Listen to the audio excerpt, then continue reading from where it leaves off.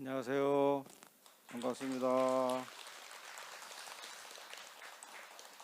우리 유마일 합창단이 가면 갈수록 또 사람도 많이 늘어나시고 또 노래도 좋고 오늘은 아주 굉장히 화음이 웅장해서 들려서 고맙습니다.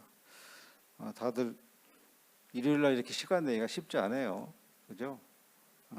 그래서 딱 저렇게, 그리고 또 연습해야 되고, 그런데도 불구하고 시간 내서 저렇게 하시는 것이 쉽지 않은데도 이렇게 함께 해주셔서 감사합니다.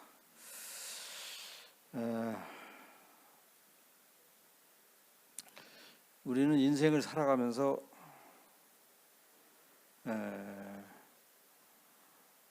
악한 마음 내기는 것보다는 착한 마음 내기가 어렵다 그래요. 또 게으르기보다는 부지런하게 살기가 쉽지 않다. 그래서 쉬운 만큼 공덕도 없어요. 그래서 우리가 부지런히 열심히 사는 것, 이것이 또 그만큼 공덕이 있는 거예요. 그래서 우리가 살다 보면은 여러 가지 어려움이 닥치고 그렇게 합니다.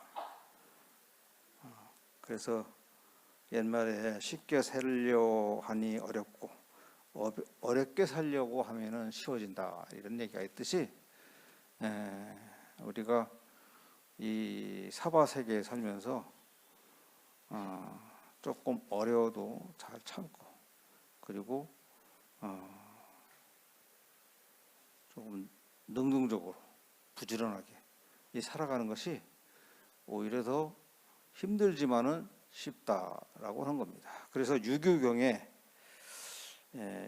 우리가 여러 가지 어렵지만은 지혜롭게 사는 방법을 가르친 것이 있습니다.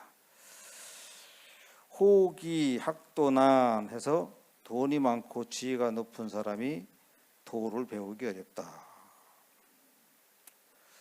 우리가 부족함이 없이 풍족한 사람이 도를 배우기 쉽지 않다.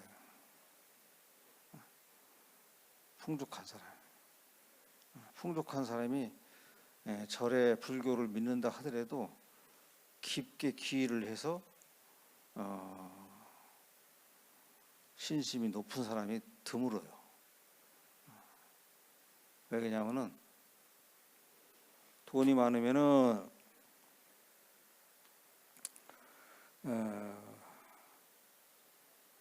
남보다 우월하게 생각하고 또 남을 무시하게 되고, 그래서 돈도 많고 몸도 건강하고 아는 것도 많고 말도 잘하는 사람에게는 겸손하고 하심, 이런 것은 기대하기 어렵다. 그래서 이러한 자만심이 인생에 그르치는 독이 된다. 우리가 인생을 살면서 이러한 자만심, 이것이 자기의 독이 되는 것이다.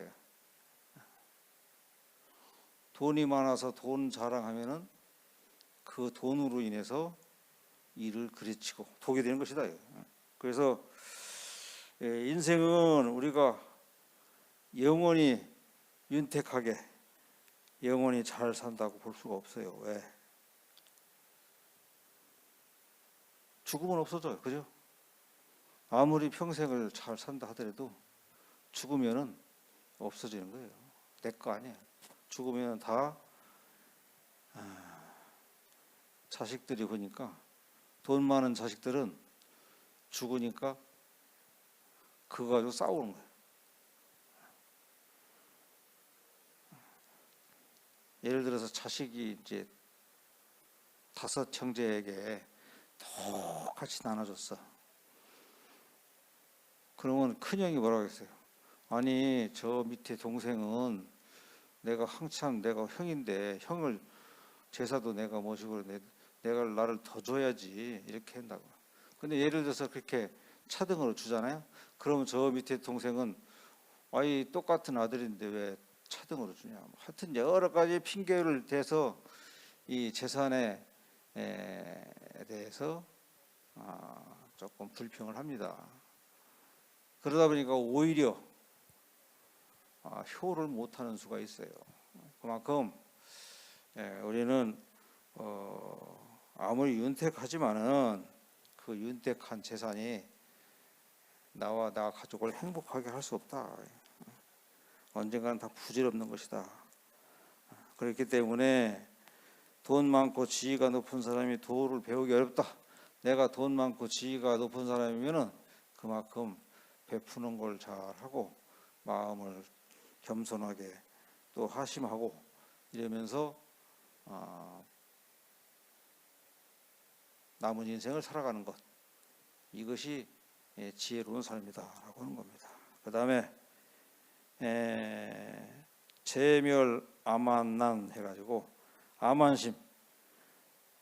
아만심을 없애기가 참 어렵다. 아만심. 우리는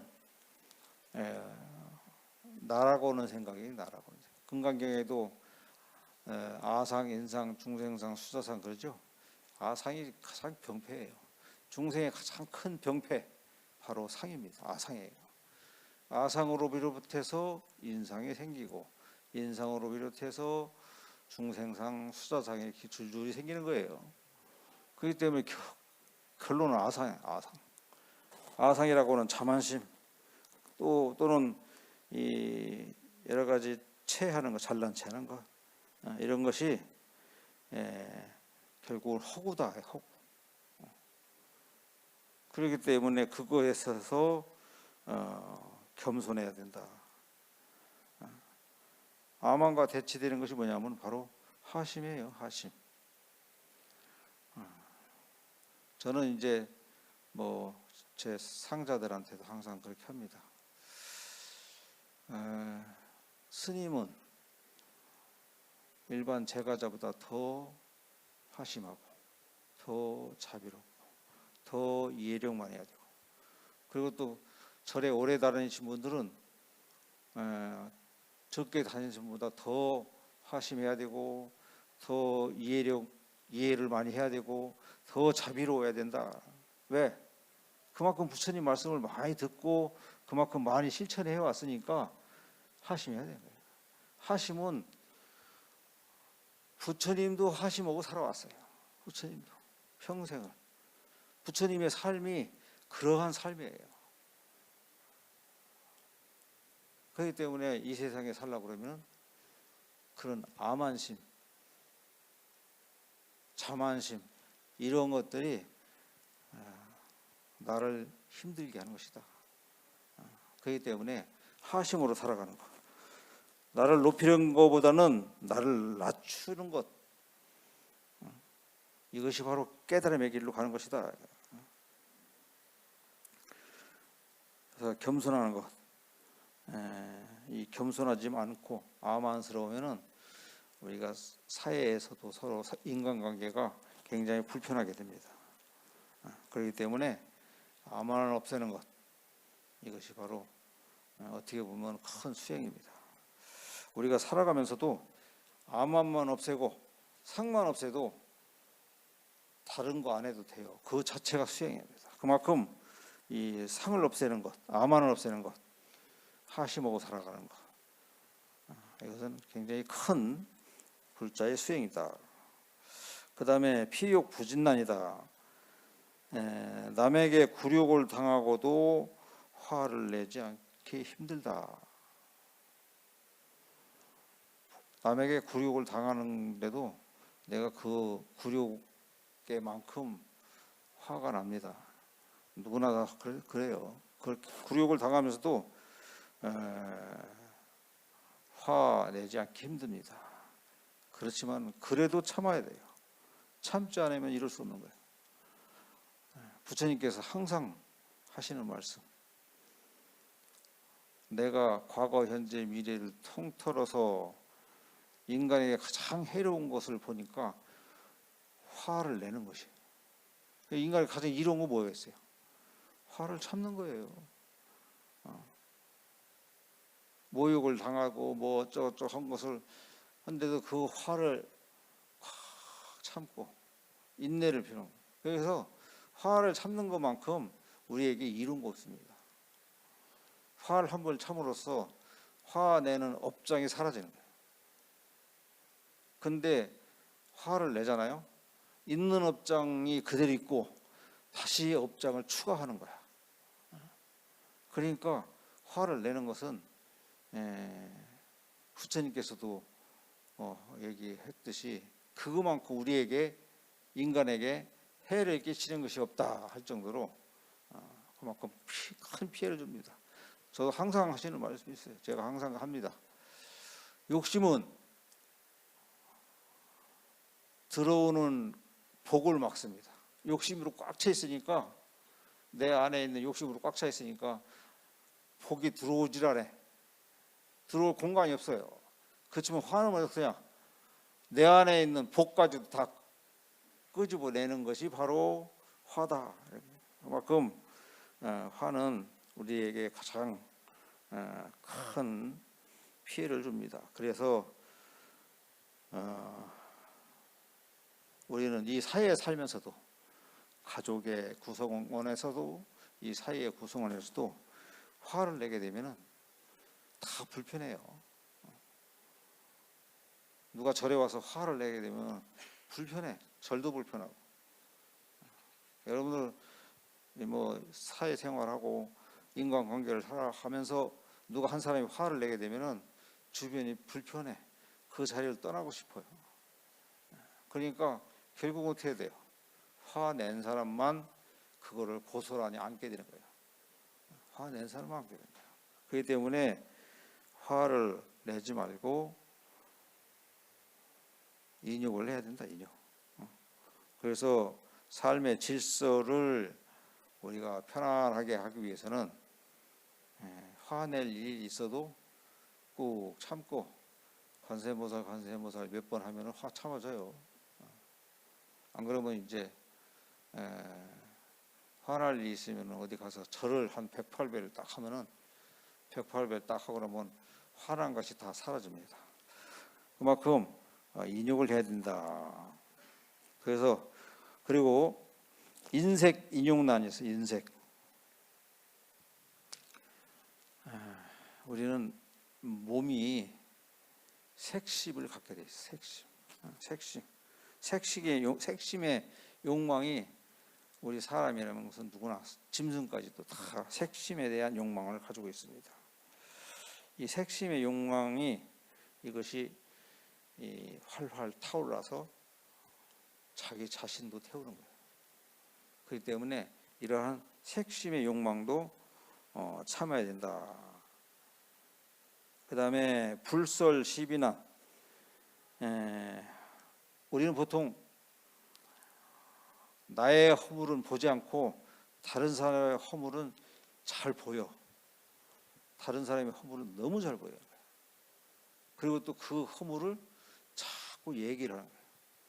우리가 살아가면서 제일 재밌는 게 뭐냐면은 쌍 구경, 그 다음에 물 구경, 그 다음에 남 욕하는 것. 이게 제일 세 가지 재미라는 거예요. 그만큼 남 욕하는 거, 이게 모여 있으면은 세 사람이 모여 있고 두 사람이 모여 있으면 항상 남을 욕하게 되는 거예요.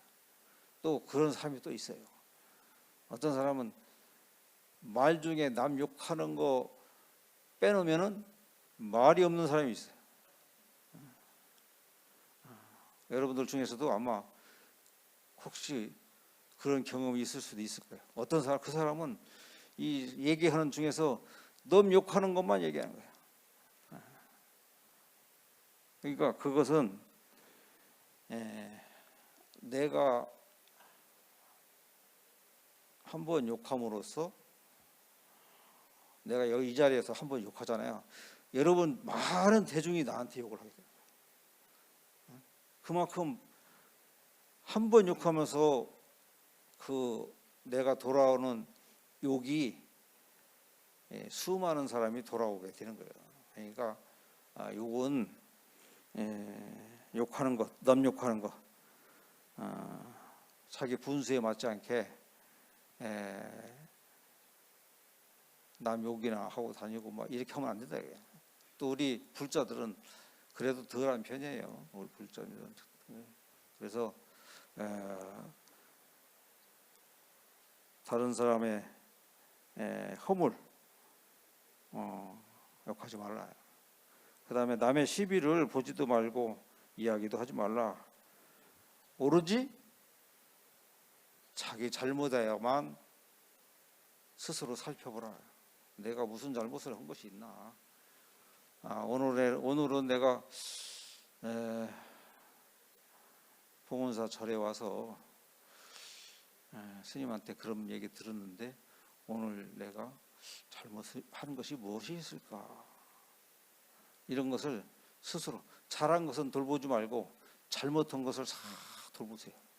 이게 바로 불자로서 가장 그러다 보면 자기 허물이 없어지는 거야. 잘못한 것을 자꾸 하다 보면. 그래서 자기 자신을 잘못한 것을 돌보고 남 허물은 들추지 말고 남 허물은 오히려 덮어주고. 이게 자비의 마음이에요. 그 다음에 이제 일심연몰란, 한 마음으로 부처님 다 일심으로 부처님 생각하면서 연불하기 힘들다. 여러분들 일심으로 연불하신 분 혹시 계세요? 다 하니까 부처님이 딱 그야말로 연물삼배로 연물삼배가 참 힘든 거예요. 근데 뭐 다른 수행 정중도 힘들지만은 연물삼배도 참 힘들어요. 부처님 생각으로 일심을 하기 힘들다. 이것은 우리 마음이 산란하기 때문에 그래요. 우리 이제 연불 하다 보면은 오늘 점심에 누구하고 먹기로 약속을 했는데 뭘 먹을까? 이런 생각도 해보고, 또 점심 먹고 나서 뭘 어떻게 이런 생각이 연불하다가도 입으로는 연불하지만 머릿속에서 다른 생각으로 맴도는 경우가 많이 있습니다. 근데 이제 특히 금강경 독성 같은 경우는 금강경을 보고 읽다 보니까 그 생각할 겨를이 없어. 다른 생각할. 그래서 내가 항상 금강경 독송하라고 하는 거예요. 우리가 다른 생각하지 않는 것, 이게 선정이고 삼매예요. 딱 그 연불이면 연불, 경정, 독송이면 독송, 거기서 탁 멈춰져 있는 것, 이것이 바로 삼매고 선정이다. 그래서 한 마음으로 하기 힘들다. 그래서 기도하는 마음은 항상 그러한 마음으로 자꾸 노력을 해야 된다. 그 다음에 심행 평등난이다. 남의 마음을 들추지도 않고 또 굴욕을 참기도 뭐 여러 가지 형태로 해서 자기 마음을 평정하기가 쉽지 않다. 평정을 유지하기가 쉽지 않다. 평정 유지가 쉽지 않아요. 항상 우리는 평정을 유지를 하면서 살아가야 돼요. 그래야 되는데 그렇게 평정으로 유지하면서 살아가는 것이 참 힘들다. 그래서 우리는 편심이 많다 그래요. 편심. 편애하는 마음. 우리 자식도 보면은 이쁜 자식이 있고 약간 미운 자식이 있고 그래요. 자식도 그런데 우리 대중들이야 이쁜 사람도 많고, 우리 상자들도 보니까 이쁜 상자가 있고 미운 상자가 있고, 밉진 않지만 저는 왜 저렇게 사나 이렇게 하는 상자도 있고 그렇게 합니다. 그렇듯이 자식도 그렇고 서로 그런데 그렇게 하지 말아야 된다. 이 자비라고 하는 것이 문제예요. 자비, 대자 대비한 관세음보살님의 마음. 그게 뭔지 아세요? 이 세상 모든 만물을 다 평등하게 똑같이 바라보는 것, 어느 곳에 치우치지 않고 중도적으로 바라보는 것, 이것이 자비예요. 너 나가 똑같은데 거기에서 뭐가 다르게 있겠습니까? 그게 부처의 마음이고 관세음보살님의 대자대비다. 그렇게 하려면은 그럼 그러한 마음이 쉽지 않아요. 그러려면은 먼저 조심해서 마음을 항상 고요하게 마음을 항상 고요하고 조절해야 된다. 그리고 자기 마음을 조절할 줄 알아야 돼요. 모든 것은 일체 유심조다 해서 마음에서 비롯다. 그렇기 때문에 그 마음을 잘 조절해야 돼요. 자기 마음을 제어할 줄 아는 그러한 불자가 되어야 된다. 제어하지 못하고 먹고 싶은 거 마음대로 먹고 또 하고 싶은 거 마음대로 하고 그렇게 하면은 이건 그야말로 인생을 막 사는 것이 된다. 그래서 여러 가지 순간적인 탐욕에 마음을 조절하지 못하고 순간적인 탐욕에 인생을 걸지 말라. 내 인생은 이제 얼마 안 남았지만은 그래도 나의 소중한 인생을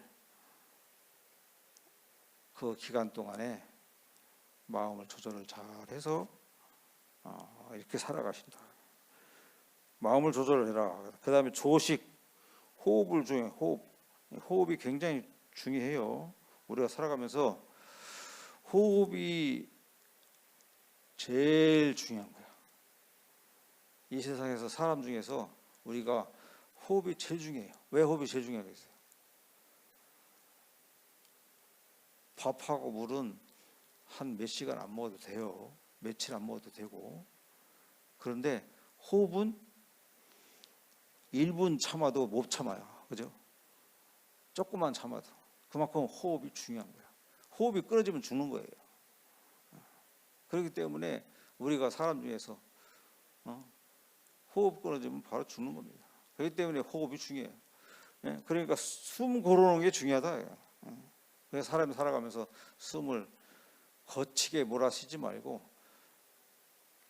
부드럽게 들어마시고 부드럽게 내는 거예요. 그래서 호흡이 그래서 조식이에요. 조식. 그래서 항상 우리 출가 수행재단은 부처님 시대 때부터 숨 고르고 호흡법을 가르쳤어요. 부처님 경전 중에 안반수위경이라고 있어요. 안반수위경.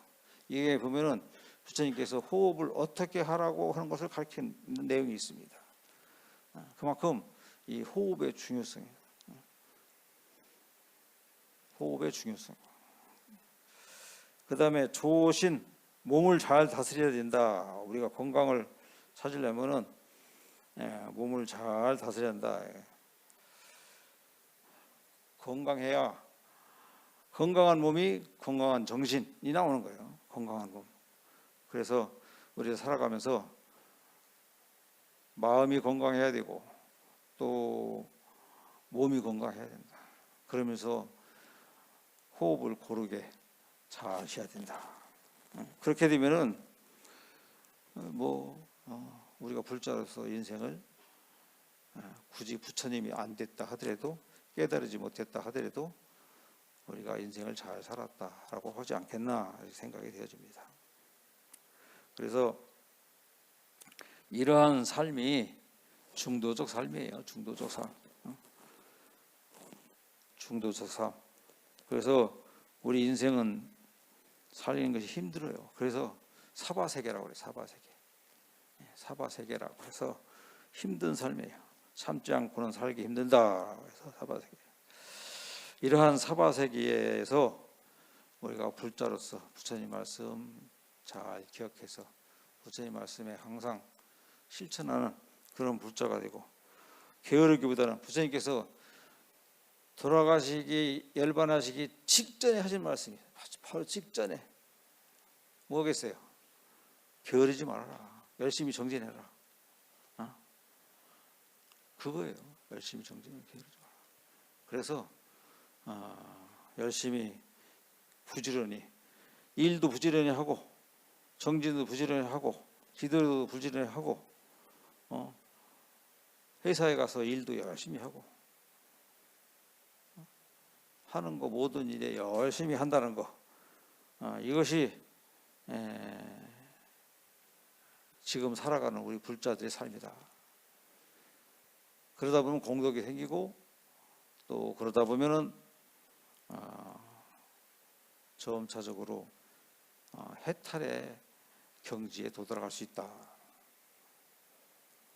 지금처럼 말하는 것을 우리가 어렵지만은 이러한 삶들이 어려운 삶이지만은 그러나 우리가 열심히 정진하고 하다 보면은 점점 쉬워져요. 굉장히 어려운 것도 하다 보면 점점 쉬워집니다.